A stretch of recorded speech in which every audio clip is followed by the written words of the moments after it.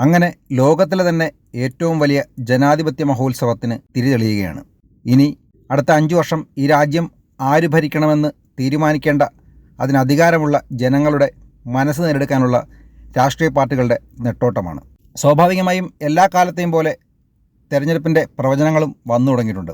Fourth estate ചെയ്യുന്നത് ഒരു പ്രവചനമല്ല. എല്ലാ സംസ്ഥാനത്തും താമസിക്കുന്ന ആളുകളോടൊക്കെ സംസാരിച്ചതിന് ശേഷം, എല്ലാ രാഷ്ട്രീയ പാർട്ടികളുടെ പ്രവർത്തനങ്ങൾ നിരീക്ഷിച്ചതിന് ശേഷം, അവരുടെ കഴിഞ്ഞ കാലത്തെ പ്രകടനങ്ങൾ നോക്കിയതിന് ശേഷം, സ്ഥാനാർത്ഥികൾ ആരാണെന്നൊക്കെ മനസ്സിലാക്കിയതിന് ശേഷമാണ് ഫോർത്ത് എസ്റ്റേറ്റ് നിരീക്ഷണം മുന്നോട്ട് വെക്കുന്നത്. 2014 2019 ഞങ്ങളുടെ പ്രവചനം ഏറെക്കുറെ കൃത്യമായിരുന്നു. BJPക്ക് കിട്ടാൻ സാധ്യതയുള്ളതിനേക്കാൾ ഓരോ സംസ്ഥാനത്തും 1-2 സീറ്റുകൾ കുറച്ചാണ് ഫോർത്ത് എസ്റ്റേറ്റ് എപ്പോഴും പറയാറുള്ളത്. 2014 BJPക്ക് ഒറ്റയ്ക്ക് 255 മുതൽ 265 സീറ്റ് വരെ ഞങ്ങൾ പ്രവചിച്ചപ്പോൾ BJP നേടിയത് മോദിയുടെ ബലത്തിൽ 282 സീറ്റുകളാണ്. 2019 രാഹുൽ ഗാന്ധി പ്രധാനമന്ത്രിയാകുമെന്നും നരേന്ദ്രമോദി കടപുഴകുമെന്നും മറ്റ് പല ചാനലുകളും പറഞ്ഞപ്പോൾ ഫോർത്ത് എസ്റ്റേറ്റ് പറഞ്ഞത് കുറഞ്ഞത് 291 സീറ്റുകൾ BJP നേടുമെന്നുമായിരുന്നു. ആ വിലയിരുത്തലിനെയും മറികടന്നുകൊണ്ട് നരേന്ദ്രമോദിയുടെ BJP 303 സീറ്റുകൾ ഒറ്റയ്ക്ക് നേടി അധികാരത്തിൽ വന്നു. അതുകൊണ്ട് തന്നെ കുറച്ചുകൂടി സൂക്ഷ്മമായ ഒരു നിരീക്ഷണമാണ് ഇത്തവണ പറയാൻ ആഗ്രഹിക്കുന്നത്. ഓരോ ഘട്ടങ്ങളായുള്ള വിലയിരുത്തലാണ് പറയാൻ ആഗ്രഹിക്കുന്നത്. 2024 ഏപ്രിൽ 19 പല സംസ്ഥാനങ്ങളിലും തെരഞ്ഞെടുപ്പ് നടക്കുന്നുണ്ടെങ്കിലും തെരഞ്ഞെടുപ്പ് പൂർത്തിയാകുന്ന സംസ്ഥാനങ്ങളാണ് ആദ്യം പരിഗണിക്കുന്നത്. മണിപ്പൂരിൽ ആകെയുള്ള 2 സീറ്റിലും അന്ന് തെരഞ്ഞെടുപ്പ് നടക്കുമ്പോൾ 2014 BJPക്ക് അവിടെ ഉണ്ടായിരുന്നത് 0 സീറ്റും 2019 1 സീറ്റുമായിരുന്നു. 2024 ഞാൻ പ്രവചിക്കുന്നതും 1 സീറ്റ് തന്നെയാണ്. മേഘാലയയിൽ ഞാൻ അവിടെ ഒന്നും ലഭിക്കുമെന്ന് പ്രതീക്ഷിക്കുന്നില്ല. മിസോറാമിലെ 1 സീറ്റും ഒരുപക്ഷെ NDAക്ക് ലഭിച്ചേക്കാം, പക്ഷേ അതും BJPയുടെ കണക്കിൽ കൂട്ടുന്നില്ല. നാഗാലാൻഡിൽ 1 സീറ്റ് NDAയുടെ സഖ്യകക്ഷിക്ക് തന്നെ ലഭിച്ചേക്കാം, പക്ഷേ അതും BJPയുടെ കണക്കിൽ കൂട്ടുന്നില്ല. അരുണാചൽ പ്രദേശിൽ സ്വാഭാവികമായും തകർന്ന കോൺഗ്രസിന് BJPക്ക് 2 സീറ്റ് കൊടുക്കാൻ മാത്രമേ വഴിയുള്ളൂ എന്നതുകൊണ്ട് തന്നെ ആ 2 സീറ്റ് BJP ജയിക്കുകയും ചെയ്യും. സിക്കിമിൽ ആകെയുള്ള 1 സീറ്റ് BJP ചിലപ്പോൾ ജയിച്ചേക്കാം. ഏപ്രിൽ 19 നടക്കുന്ന 1ാം ഘട്ടത്തിൽ ഏറ്റവും കൂടുതൽ സീറ്റുകളുള്ളത് തമിഴ്നാട്ടിലാണ്. 39 സീറ്റുകളിലാണ് അവിടെ മത്സരം. സ്വാഭാവികമായും അവിടെ കരുത്തരാണെന്ന് എല്ലാവരും കരുതുന്ന DMK പോലും എത്രത്തോളം അണ്ണാമലയെയും നരേന്ദ്രമോദിയെയും BJPയും ഭയപ്പെടുന്നു എന്നതിൻ്റെ തെളിവാണ് ആകെയുള്ള 39 സീറ്റുകളിൽ കരുണാനിധിയുടെ പാരമ്പര്യമുള്ള DMK ഇത്തവണ വെറും 21 സീറ്റിൽ മാത്രമാണ് മത്സരിക്കുന്നത്. അതായത് 18 സീറ്റുകൾ അവർ അവരുടെ സഖ്യകക്ഷികൾക്ക്, കോൺഗ്രസിന് 9, CPMന് 2, CPIക്ക് 2, ലീഗിനും DMDKയ്ക്കും AMMKയ്ക്കും ഒക്കെ എല്ലാ പാർട്ടികളെയും കൂട്ടിച്ചേർത്ത് അത്രത്തോളം ഭയപ്പാടിലാണ് DMK എന്നത് വളരെ വ്യക്തമാക്കുന്നു. ഇത്തവണ BJP ഒറ്റയ്ക്ക് മത്സരിക്കുന്നത് 19 സീറ്റുകളിലാണ്. പക്ഷേ താമര ചിഹ്നത്തിൽ മത്സരിക്കുന്നത് തമിഴ്നാട്ടിൽ 23 സീറ്റുകളിലും. അതുകൂടാതെ സഖ്യകക്ഷികൾ മത്സരിക്കുന്ന 16 സീറ്റുകൾ വേറെയുമുണ്ട്. താമര ചിഹ്നത്തിൽ മത്സരിക്കുന്ന 23 സീറ്റുകളിൽ 10 സീറ്റുകളാണ് കുറഞ്ഞത് നരേന്ദ്രമോദി പ്രതീക്ഷിക്കുന്നത്. 5-6 സീറ്റുകൾ അവിടെ BJP താമര ചിഹ്നത്തിൽ ജയിക്കുമെന്ന് ഞാൻ വിശ്വസിക്കുന്നു. അതായത് ഞാൻ വിലയിരുത്തുന്നത് PMKയും BJPയും ചേർന്ന് ആകെയുള്ള 39 സീറ്റിൽ 7 സീറ്റുകൾ വിജയിക്കുമെന്നാണ്. ഒരുപക്ഷെ അത് 15 വരെ ഉയരാനുള്ള സാധ്യതയുമുണ്ട്. കാരണം വളരെ വലിയ രീതിയിൽ ഒരു വോട്ട് ഷിഫ്റ്റിംഗ് നടക്കുന്ന സ്ഥലമാണ് തമിഴ്നാട്. ഒരു തവണ DMK 39 സീറ്റ് ജയിച്ചാൽ അടുത്ത തവണ ADMKയ്ക്ക് 39 സീറ്റ് കൊടുക്കുന്ന ഒരു സ്ഥലമാണ് തമിഴ്നാട്. ഇത്തവണ അണ്ണാമലയ്ക്ക് അനുകൂലമായി വലിയൊരു വികാരമുണ്ട് എന്നുള്ള കാര്യം വ്യക്തമാണ്. അതുകൊണ്ട് തന്നെ ഏറ്റവും കുറഞ്ഞത് 7 സീറ്റെന്ന് ഞാൻ പറയുമ്പോൾ പരമാവധി 16 സീറ്റുകൾ വരെ ജയിക്കാനുള്ള സാധ്യത BJPക്കും NDAയ്ക്കും തമിഴ്നാട്ടിലുണ്ട് എന്നുള്ളത് വ്യക്തമാണ്. എന്തായാലും 234 നിയമസഭാ മണ്ഡലങ്ങളിൽ വെറും 20 നിയമസഭാ മണ്ഡലങ്ങളിൽ മാത്രം മത്സരിച്ച് പരിചയമുള്ള BJP ആദ്യമായി 23 ലോക്സഭാ മണ്ഡലങ്ങളിൽ താമര ചിഹ്നത്തിൽ സ്ഥാനാർത്ഥി നിർത്തിയിരിക്കുകയാണ്. അതുകൊണ്ട് തന്നെ സ്വാഭാവികമായും ഈ 23 സീറ്റുകളിൽ കുറഞ്ഞത് 20 സീറ്റുകളിലെങ്കിലും BJP ഒന്നാമതല്ലെങ്കിൽ രണ്ടാമതെത്തുമെന്നുള്ള കാര്യം വ്യക്തമാണ്. അതുകൊണ്ട് തന്നെ വലിയൊരു വിഭാഗം തമിഴ് ജനത ഇത്തവണ BJPക്ക് അനുകൂലമായി വോട്ട് ചെയ്യുന്ന സമയമാണ് വരുന്നത്. അത് BJPക്ക് 2026 തമിഴ്നാട്ടിലെ നിയമസഭാ തെരഞ്ഞെടുപ്പിന് വലിയ രീതിയിൽ ഗുണം ചെയ്യുകയും ചെയ്യും. ലക്ഷദ്വീപിൽ ആകെയുള്ള 1 സീറ്റിൽ മോദി അത് ജയിക്കാമെന്ന് കരുതുമ്പോൾ ജയിക്കാൻ സാധ്യതയില്ലെന്നാണ് ഞാൻ വിശ്വസിക്കുന്നത്. പുതുച്ചേരിയിൽ ആകെയുള്ള 1 സീറ്റിൽ ഇത്തവണ BJP ജയിച്ചേക്കും. ഉത്തരാഖണ്ഡിൽ ആകെയുള്ളത് 5 സീറ്റാണ്. 2014 19 5 സീറ്റും ജയിച്ച BJP ഇത്തവണയും 5 സീറ്റിന് ലക്ഷ്യം വെക്കുന്നു. 5 സീറ്റ് ജയിക്കുമെന്ന് ഞാനും കരുതുന്നു. ആൻഡമാൻ നിക്കോബാറിൽ ആകെയുള്ളത് 1 സീറ്റാണ്. 2014 BJPക്കൊപ്പം നിന്ന ആൻഡമാൻ നിക്കോബാർ 2019 BJPയെ കൈയൊഴിഞ്ഞു. അത് ഇത്തവണ നരേന്ദ്രമോദി നേടിയെടുക്കുമെന്നാണ് ഞാൻ കരുതുന്നത്. 2ാം ഘട്ടമായ ഏപ്രിൽ 26 മുഴുവൻ സീറ്റിലും ഇലക്ഷൻ നടക്കുന്നത് കേരളത്തിൽ മാത്രമാണ്. ആകെയുള്ള 20 സീറ്റിൽ നരേന്ദ്രമോദി ലക്ഷ്യം വെക്കുന്നത് 4 സീറ്റുകളാണ്. ഏതൊക്കെയാണെന്ന് ഞാൻ വ്യക്തമായി പറയുന്നില്ല. അതിൽ 2 സീറ്റുകൾ ഉറപ്പായും BJPക്ക് ജയിക്കാൻ കഴിയുമെന്നും ഞാൻ വിലയിരുത്തുന്നു. ഏപ്രിൽ 19 ഒന്നാം ഘട്ടത്തിലും ഏപ്രിൽ 26 രണ്ടാം ഘട്ടത്തിലും ചേർന്ന് ഇലക്ഷൻ നടക്കുന്നത് രാജസ്ഥാനിലെ 25 സീറ്റിലും ത്രിപുരയിലെ 2 സീറ്റിലും കൂടിയാണ്. രാജസ്ഥാനിലെ 25 സീറ്റുകൾ 2014 BJP പൂർണ്ണമായും ജയിച്ചിരുന്നു. 2019 BJP 24 സീറ്റുകൾ അവിടെ ജയിച്ചിട്ടുണ്ട്. ഇത്തവണ നരേന്ദ്രമോദി ലക്ഷ്യം വെക്കുന്നത് അവിടെ 25 സീറ്റുകൾ തന്നെയാണ്. ഞാൻ വിലയിരുത്തുന്നത് BJPക്ക് 22 സീറ്റുകൾ മാത്രമാണ്. ത്രിപുരയിൽ ആകെയുള്ള 2 സീറ്റിൽ BJPക്ക് 2014 അവിടെ ഒരു വിജയം പോലും ഇല്ലായിരുന്നു. 2019 2 സീറ്റും ജയിച്ച ത്രിപുരയിൽ 2024 2 സീറ്റും ജയിക്കാൻ BJPക്ക് കഴിയും. പിന്നീട് മൂന്നാം ഘട്ടമായ മെയ് 7, 2024 ഗോവയിലെ ആകെയുള്ള 2 സീറ്റിൽ 2014 മനോഹർ പരീക്കറിൻ്റെ കാലത്ത് BJP 2 സീറ്റും ജയിച്ചിരുന്നു. 2019 1 സീറ്റ് നഷ്ടപ്പെടുകയും ചെയ്തു. ഇത്തവണ നരേന്ദ്രമോദി ലക്ഷ്യം വെക്കുന്നത് 2 സീറ്റാണ്. ലഭിക്കാൻ സാധ്യതയുള്ളത് 1 സീറ്റ് തന്നെ ആയിരിക്കാം. ഗുജറാത്തിൽ ആകെയുള്ള 26 സീറ്റിൽ 2014 19 BJP 100% വിജയം നേടി. ഇത്തവണയും നരേന്ദ്രമോദി 26 സീറ്റിലെ വിജയമാണ് ലക്ഷ്യം വെക്കുന്നത്. എങ്കിലും ആം ആദ്മി പാർട്ടിയും കോൺഗ്രസും തമ്മിലുള്ള സഖ്യം ഒരു പക്ഷേ 1-2 സീറ്റിലെങ്കിലും ചലനം ഉണ്ടാക്കിയേക്കാം എന്ന് കരുതുന്നതുകൊണ്ട് തന്നെ ഞാൻ 24 സീറ്റ് BJPക്ക് വേണ്ടി മാറ്റിവെക്കുന്നുള്ളൂ. ദാദ്ര നഗർ ദാമൻ ദിയു എന്ന ചെറിയ കേന്ദ്രഭരണ പ്രദേശങ്ങളിൽ 2 സീറ്റുകളുണ്ട്. 2014 2019 അതിൽ 1 സീറ്റ് BJPക്ക് ലഭിച്ചിരുന്നു. ഇത്തവണ മോദി 2 സീറ്റാണ് ലക്ഷ്യം വെക്കുന്നതെങ്കിലും 1 സീറ്റേ ലഭിക്കുകയുള്ളൂ എന്ന് നമുക്ക് വിലയിരുത്താം. മെയ് 7 മൂന്നാം ഘട്ടത്തിൽ ആദ്യ 3 ഘട്ടവും ചേർന്ന് കർണാടകയിലെ 28 സീറ്റുകളിലെ ഇലക്ഷൻ പൂർത്തിയാകും. 2014 BJPക്ക് 17 സീറ്റും 2019 ഒറ്റയ്ക്ക് 26 സീറ്റും ജയിച്ച കർണാടകയിൽ ഇത്തവണ നരേന്ദ്രമോദി ലക്ഷ്യം വെക്കുന്നത് 26 സീറ്റുകൾ തന്നെയാണ്. പക്ഷേ കോൺഗ്രസ് കുറച്ചുകൂടി ശക്തമായതുകൊണ്ട് തന്നെ അവിടെ BJPക്ക് 20 സീറ്റുകൾ വരെ ഞാൻ പ്രതീക്ഷിക്കുന്നു. മധ്യപ്രദേശിൽ ആകെയുള്ള 29 സീറ്റിൽ 2014 BJP 27 ജയിച്ചപ്പോൾ 2019 28 സീറ്റുകൾ ജയിച്ചു. ഇത്തവണ നരേന്ദ്രമോദിയും ശിവരാജ് സിംഗ് ചൗഹാനും ലക്ഷ്യം വെക്കുന്നത് 100% വിജയമാണ്, അതായത് 29 സീറ്റും. BJPക്ക് അവിടെ 24 സീറ്റുകൾ ജയിക്കാൻ കഴിയുമെന്ന് ഞാൻ വിലയിരുത്തുന്നു. ആസാമിൽ ആകെയുള്ള 14 സീറ്റിൽ 2014 BJP ജയിച്ചത് 7 സീറ്റുകളാണ്. 2019 9 സീറ്റും. ഇത്തവണ നരേന്ദ്രമോദി അവിടെയും ലക്ഷ്യം വെക്കുന്നത് ഏതാണ്ട് പൂർണ്ണമായ വിജയമാണ്. എങ്കിലും കുറഞ്ഞത് 12 സീറ്റുകൾ അദ്ദേഹം ലക്ഷ്യം വെക്കുന്നു. 10-11 സീറ്റുകൾ ഉറപ്പായും അവിടെ ജയിക്കുമെന്ന് ഞാനും കരുതുന്നു. ഛത്തീസ്ഗഡിൽ ആകെയുള്ള 11 സീറ്റിൽ 2014 തന്നെ BJP 10 സീറ്റ് ജയിച്ചിരുന്നു. 2019 അവിടെ കോൺഗ്രസ് അധികാരത്തിലിരുന്നിട്ടും BJP 9 സീറ്റുകൾ ജയിച്ചു. അതുകൊണ്ട് തന്നെ 2024 മോദി 2014 10 സീറ്റുകൾ ആഗ്രഹിക്കുന്നു. കുറഞ്ഞത് 8 സീറ്റുകളെങ്കിലും ജയിക്കുമെന്ന് ഞാൻ വിലയിരുത്തുന്നു. നാലാം ഘട്ടമായ മെയ് 13 ആന്ധ്രാപ്രദേശിലും തെലങ്കാനയിലും പൂർണ്ണമായി തെരഞ്ഞെടുപ്പ് നടക്കുകയാണ്. BJPക്ക് വലിയ ശക്തി ഇല്ലാത്ത സ്ഥലത്ത് YSR കോൺഗ്രസ് പൂർണ്ണമായ സീറ്റുകളും ജയിച്ച 2019 അപേക്ഷിച്ച് ഇത്തവണ TDPയുമായി BJP അലയൻസ് ഉണ്ടാക്കിയിട്ടുണ്ട്. 2014 TDPയുമായി അലയൻസോടുകൂടി മത്സരിച്ചപ്പോൾ BJP അവിടെ ജയിച്ചത് 2 സീറ്റുകളാണ്. എന്നാൽ 2019 ഒറ്റയ്ക്ക് മത്സരിച്ച BJP ആന്ധ്രയിൽ 0 മാറി. 2024 മോദി ലക്ഷ്യം വെക്കുന്നത് BJPക്ക് മാത്രമായി 4 സീറ്റാണ്. എങ്കിലും 2014 അവർ ജയിച്ച 2 സീറ്റുകൾ ഇത്തവണയും ജയിക്കുമെന്ന് ഞാൻ കരുതുന്നു. തെലങ്കാനയിൽ ആകെയുള്ള 17 സീറ്റിൽ 2014 BJPക്ക് ലഭിച്ചത് 1 സീറ്റാണ്. അന്ന് BRS ശക്തമായിരുന്നു. 2019 BRS ശക്തമായിരുന്ന സമയത്ത് BJP 4 സീറ്റുകൾ ജയിച്ചു. 2024 നരേന്ദ്രമോദി ലക്ഷ്യം വെക്കുന്നത് കുറഞ്ഞത് 10 സീറ്റുകളാണ് തെലങ്കാനയിൽ നിന്ന്.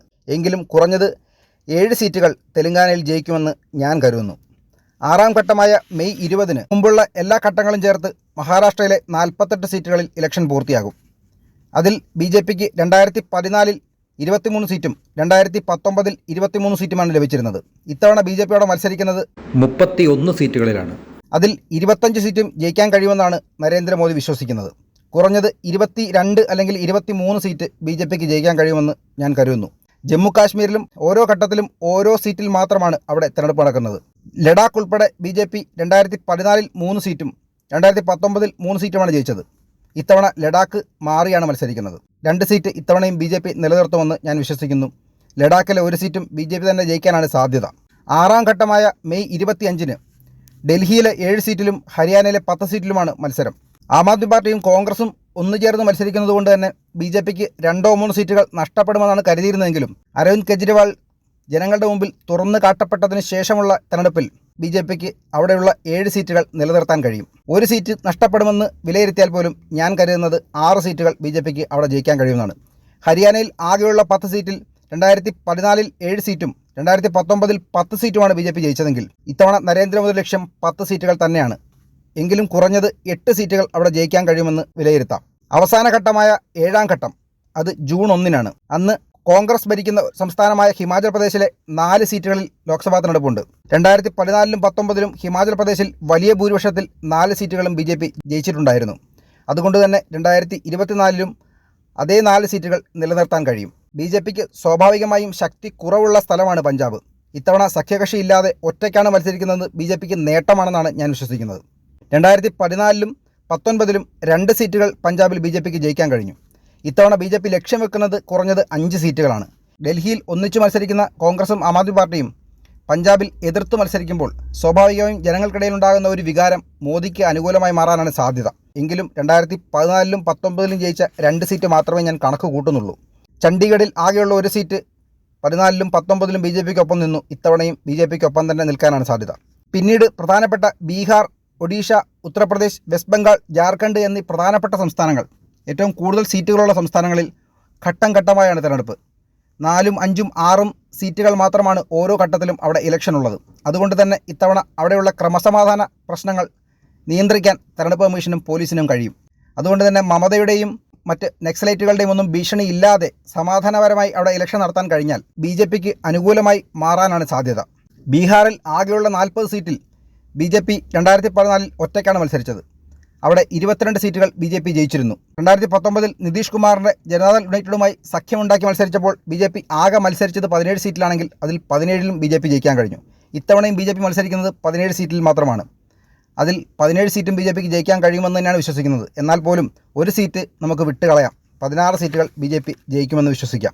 ഒറീസയിൽ ആകെയുള്ള 21 സീറ്റിൽ അവിടുത്തെ സംസ്ഥാന പാർട്ടിയായ ബിജു ജനതാദൾ ശക്തരാണ്. 2014-ൽ BJPക്ക് അവിടെ 1 സീറ്റ് മാത്രമാണ് ജയിച്ചത്. എന്നാൽ നരേന്ദ്രമോദിയുടെ രാജ്യഭരണത്തോട് പ്രതിപത്തിയുള്ള ഒഡീഷയിലെ ജനം 2019-ൽ നരേന്ദ്രമോദിക്ക് നൽകിയത് 8 സീറ്റുകളാണ്. അതുകൊണ്ട് തന്നെ ഇത്തവണ നരേന്ദ്രമോദി ബിജു ജനതാദളുമായി സഖ്യമുണ്ടാക്കി മുഴുവൻ സീറ്റുകളും കരസ്ഥമാക്കാനുള്ള ശ്രമം നടത്തിയിരുന്നെങ്കിലും ബിജു ജനതാദൾ ഒറ്റയ്ക്ക് മത്സരിക്കാനാണ് തീരുമാനിച്ചത്. ഒറ്റയ്ക്ക് മത്സരിക്കുന്ന BJPയുടെയും നരേന്ദ്രമോദിയുടെ ലക്ഷ്യം കുറഞ്ഞത് 10 സീറ്റുകളാണ്. എങ്കിലും 2019-ൽ ലഭിച്ച 8 സീറ്റുകൾ ഉറപ്പായും ലഭിക്കുമെന്ന് തന്നെ നമുക്ക് വിശ്വസിക്കാം. പിന്നീട് പ്രധാനപ്പെട്ട ഇലക്ഷൻ നടക്കുന്നത് ഉത്തർപ്രദേശിലാണ്. അവിടെയുള്ള 80 സീറ്റുകൾ ആര് ജയിക്കുന്നു അവർ രാജ്യം ഭരിക്കുമെന്നുള്ളത് കാലങ്ങളായുള്ള തീരുമാനമാണ്. കാരണം അത്രയും സീറ്റുകളുള്ള മറ്റൊരു സംസ്ഥാനവുമില്ല. 2014-ൽ പ്രതിപക്ഷം ഛിന്നഭിന്നമായി നിന്ന സമയത്ത് ഒറ്റയ്ക്ക് മത്സരിച്ച BJP 71 സീറ്റുകൾ അവിടെ വിജയിച്ചു. എന്നാൽ 2019-ൽ പ്രതിപക്ഷ പാർട്ടി മഹാഗഡ്ബന്ധനുണ്ടാക്കി BJPക്കെതിരെ മത്സരിച്ചപ്പോൾ സംസ്ഥാനം ഭരിക്കുന്നത് BJP ആയിരുന്നിട്ട് പോലും BJPക്ക് ജയിക്കാൻ കഴിഞ്ഞത് 62 സീറ്റുകളാണ്. അന്ന് 10 സീറ്റുകൾ നേടിയത് ദളിത് വോട്ടുകൾ കൈവശമുള്ള മായാവതിയുടെ BSP ആണ്. ഇത്തവണ BSP സൈലൻ്റ് ആണ്. BJPക്ക് അനുകൂലമായിട്ടാണ് തീരുമാനങ്ങൾ എടുക്കുന്നതെന്നാണ് രാഷ്ട്രീയ വിദഗ്ധർ വിലയിരുത്തുന്നത്. അതുകൊണ്ട് തന്നെ ഇത്തവണ BJPക്ക് അവിടെ മികച്ച നേട്ടം ഉണ്ടാക്കാൻ കഴിയേണ്ടതാണ്. നരേന്ദ്രമോദി പ്രതീക്ഷിക്കുന്നത് കുറഞ്ഞത് 75 സീറ്റുകളാണ്.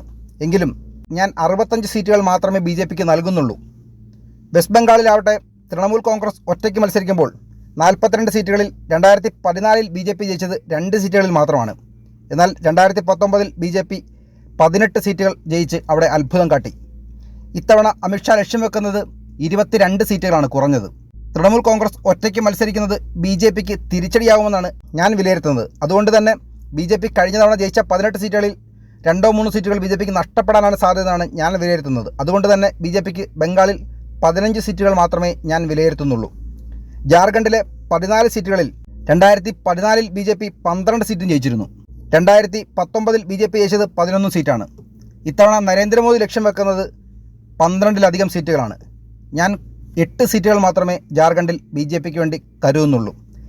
ഈ വിലയിരുത്തൽ വെച്ച് നോക്കിയാൽ പോലും നരേന്ദ്രമോദി ലക്ഷ്യം വെക്കുന്നത് BJPയുടെ താമര ചിഹ്നത്തിൽ മാത്രം 362 സീറ്റുകളാണ്. കേരളത്തിൽ വെറും 4 സീറ്റുകൾ മാത്രം ലക്ഷ്യം വെച്ചുള്ള ഒരു വിലയിരുത്തലാണ് ഞാൻ പറഞ്ഞത്. നരേന്ദ്രമോദി 370 എന്ന് പറയുന്നത് വെറുതെ ഒരു സ്വപ്നമോ കഥയോ അല്ല.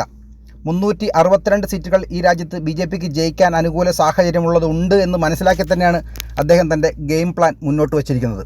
ഞാൻ മേൽപ്പറഞ്ഞ പ്രകാരം വിലയിരുത്തി വിശ്വസിക്കുന്നത് BJP 297 സീറ്റുകൾ ഒറ്റയ്ക്ക് ജയിക്കുമെന്നാണ്.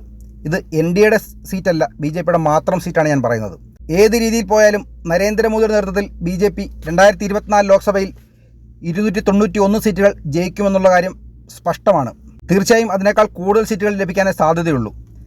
2 മാസത്തിന് മുമ്പുള്ള വിലയിരുത്തൽ BJPക്ക് പരമാവധി 260 സീറ്റുകൾ വരെ മാത്രമാണ് ഞാൻ പറഞ്ഞിരുന്നത്. പക്ഷേ പ്രതിപക്ഷത്തുണ്ടായ ഈ അനൈക്യവും കെജ്രിവാൾ തുറന്നു കാട്ടപ്പെട്ടതും എല്ലാ സംസ്ഥാന പാർട്ടികളും പ്രത്യേകം മത്സരിക്കാതിരുന്നതും കോൺഗ്രസിന് അവരെ ഒരുമിച്ച് കൊണ്ടുപോകാൻ കഴിയാതെ പോയതും BJPക്ക് അനുകൂലമായാണ് മാറിയത്. തീർച്ചയായും പ്രതിപക്ഷത്തിൻ്റെ ഭാഗത്തുനിന്നുണ്ടായ വലിയ അലംഭാവം കൊണ്ട് തന്നെ നരേന്ദ്രമോദി വലിയ മേൽക്കൈ നേടിയെടുക്കുകയാണ് ചെയ്തത്. നരേന്ദ്രമോദി പറയുന്നത് പോലെ, അല്ലെങ്കിൽ അദ്ദേഹം പ്രതീക്ഷിക്കുന്നത് പോലെ 362 സീറ്റിൽ ഒറ്റയ്ക്ക് അദ്ദേഹത്തിന് വിജയിക്കാൻ കഴിയില്ലെങ്കിലും ഏറ്റവും കുറഞ്ഞത് 290നും 300നും ഇടയിലുള്ള സീറ്റ് വിജയം അദ്ദേഹത്തിന് സുനിശ്ചിതമാണ്. 2024 ഒരു ഭയവുമില്ലാതെ കേവല ഭൂരിപക്ഷത്തോടുകൂടി നരേന്ദ്രമോദി രാജ്യം ഭരിക്കുമെന്നുള്ള കാര്യത്തിൽ വ്യക്തമാണ്. ഇനി അദ്ദേഹം പറയുന്ന 30-ലധികം സീറ്റുകൾ നേടുന്ന ഘടകകക്ഷികളുടെ കാര്യം കൂടി നോക്കാം. വടക്കിഴക്കൻ സംസ്ഥാനങ്ങളിൽ BJP ഒരുപാട് നല്ല കാര്യങ്ങൾ ചെയ്തിട്ടുണ്ടെങ്കിലും അവിടെ താമര ചിഹ്നത്തിൽ ജയിക്കാനുള്ള സാധ്യത വളരെ കുറവാണ്. അതുകൊണ്ട് തന്നെ മേഘാലയ, മിസോറാം, നാഗാലാൻഡ്, സിക്കിം എന്നീയിടങ്ങളിൽ ജയിക്കുന്ന സംസ്ഥാന പാർട്ടികൾ സ്വാഭാവികമായും BJPക്കൊപ്പം തന്നെ വരും. അതുകൊണ്ട് തന്നെ ആ 4 സീറ്റുകൾ NDAയുടെ സീറ്റായി തന്നെ നമുക്ക് വിലയിരുത്താം. മറ്റ് പ്രധാനപ്പെട്ട സഖ്യകക്ഷികൾ മത്സരിക്കുന്നത് ആന്ധ്രാപ്രദേശിലെ TDP ആണ്. കുറഞ്ഞത് 4 ലോക്സഭാ സീറ്റുകൾ ജയിക്കാനുള്ള സാധ്യതയുണ്ട്. ജയിച്ചാലും ജയിച്ചില്ലെങ്കിലും അത് BJPയുടെ ഭരണത്തെ ബാധിക്കുന്നില്ല എന്നതും കൂടി നമ്മൾ ശ്രദ്ധിക്കണം. പിന്നീട് പ്രധാനപ്പെട്ട സഖ്യകക്ഷികളുള്ളത് മഹാരാഷ്ട്രയിൽ മാത്രമാണ്. ശിവസേനയുടെ കഷ്ണവും NCPയുടെ കഷ്ണവും കുറഞ്ഞത് 8 സീറ്റുകൾ NDAയുടെ ഭാഗമായി നരേന്ദ്രമോദിക്ക് മഹാരാഷ്ട്രയിൽ നിന്ന് ലഭിക്കും.